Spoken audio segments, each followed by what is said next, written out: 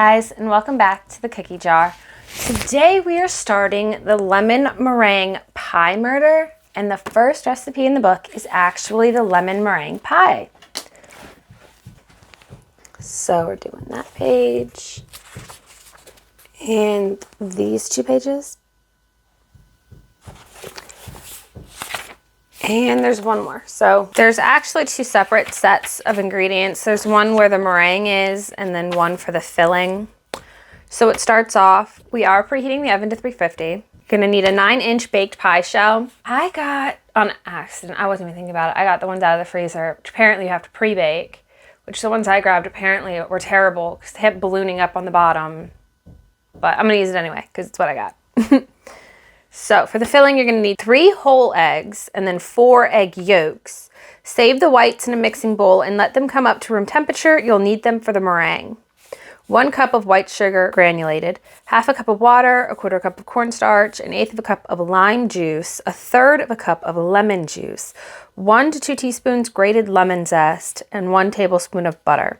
It says, using a double boiler makes this recipe foolproof, but if you're very careful and stir constantly so it doesn't scorch, you can make the lemon filling in a heavy saucepan directly on the stove over medium heat. The meringue, this is a whole lot easier with an electric mixer. 4 egg whites saved from the filling. 1/2 teaspoon of cream of tartar, 1/8 teaspoon of salt, and 1/4 cup of white granulated sugar. It says to keep your knife from sticking when cutting the meringue, dip it in cold water. This is Lisa's favorite pie. She loves the zing of lime. We have everything in the kitchen, so let's get in there and get started. So here is the 4 things for the meringue. And then we have all of the things for the filling, and then of course the pie shell, and the water for the double boiler. So while I have the double boiler preheating, I have all of the eggs in the top of the double boiler, and it says just to whisk these together while they're off the heat. So before I started reading these books, I did not realize that when you used a double boiler, you were supposed to preheat the water before putting the bowl on top of it. Don't ask me why that never occurred to me. It just never did. It doesn't say how combined these eggs should be whisked to. So I'm just gonna whisk them until they're kind of a uniform color. Something about there, I guess. To the eggs, we are adding the water, lemon, and lime. It's kind of a palish yellow. And it wants you to take the cornstarch and the sugar and mix those together. I'm not sure why you have to mix them. You would think they're going to the same place. It wouldn't matter. But it does say to combine them until completely blended. So once you have the cornstarch and the sugar blended together, you're going to add that in to the egg mixture in the top of the double boiler and then get that mixed in with everything else. So, in it goes. So, the next thing it says to do, which our water is starting to simmer. So, we are going to put the eggs on top.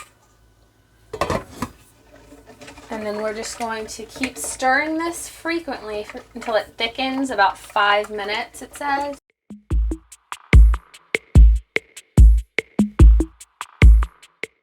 It's been about 5 minutes. It doesn't say how thickened to go, though. Because, I mean, it's definitely thicker than 5 minutes ago, but I wouldn't call this thick. Choices. Another recipe where I don't really know. These ones never turn out well when you don't actually know. I feel, personally. I think I'm gonna let it go for longer because this doesn't seem thick enough to make a pie filling. Fingers crossed we didn't mess up. I didn't mess up. It's very bubbly too. Like, I don't know if that's gonna be an issue. It's starting to feel thicker. Whisking it around, maybe another minute or so. All right, there we go. To this, we are just going to quickly add the teaspoons of lemon zest. I'm using 2 because I grated the lemon from the juice, and that's what I got. And a tablespoon of butter, and it's just to mix that in. And this is what we have. So I guess we're supposed to let this cool down while we make the meringue. So for the meringue, we've got the 4 egg whites in the bowl. And to that, we're going to add the cream of tartar, the salt, and mix that in. We're going to beat these until on high until they form soft peaks. I think that's soft. Okay, so we're going to sprinkle in the sugar. And then it says to continue to mix until they have firm peak, which if you stop the mixing and tip the bowl to test the meringue, if the egg whites don't slide down the side, they're ready. Yep, we're sliding. Definitely not ready.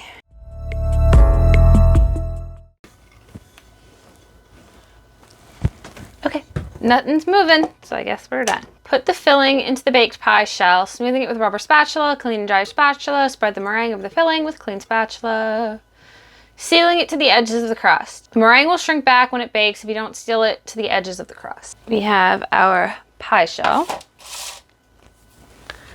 a spatula. Now I did end up with the deep dish crust, simply 1, that's my preference, and 2, it's what I found. Okay, so I'm just going to try to smooth out the pie filling. So this is what we're looking at. And now I'm gonna take a second spatula and try to get the meringue on top. So it's fluffy like a cloud. Now it says to smooth it out and to make sure it hits the crust. So I think that's what I'm going to work on first, is making sure to hit it on the crust. Now, is it supposed to be domed or flat? Because they make it sound like it's supposed to be flat, but I feel like all the pies I've seen are usually domed at the top. I don't know. So now we've got it flattened. So that's where we are now. It says dot the meringue with the flat side of the spatula to make points in the meringue. I'm not really making points so much as little dollop. Probably should start in the center. Bake the pie at 350 for no more than 10 minutes. It's the pie. It's finally done. So now it's going to go in the 350 oven for, I guess, 10 minutes. No more than 10 minutes, it says. Here we are, 10 minutes later. It looks delicious. It says to let this cool completely before either putting it in the fridge to chill it or eating it. Okay, so I let it sit in the fridge for a little bit. Here is a piece. Here's how it looks. Oh.